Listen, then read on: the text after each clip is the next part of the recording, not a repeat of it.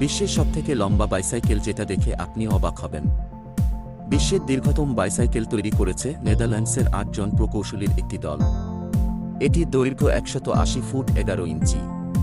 এর আগে ২০২০ সালে বিশ্বের দীর্ঘতম বাইসাইকেল তৈরির রেকর্ড ছিল অস্ট্রেলিয়ার বার্নি রায়ানের। তার সাইকেলটির দৈর্ঘ্য ছিল ১৫৫ ফুট ৮ ইঞ্চি।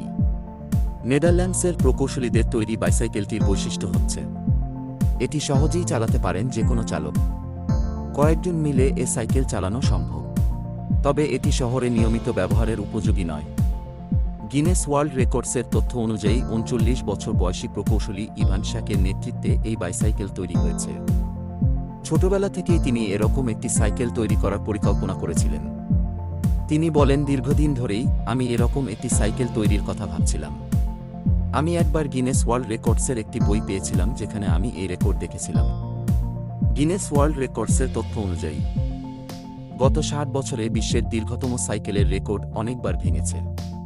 ১৯৬৫ সালে প্রথম জার্মানির কোলোনে ৮ মিটার দৈর্ঘ্যের সাইকেল তৈরি করে এই রেকর্ড ভাঙে।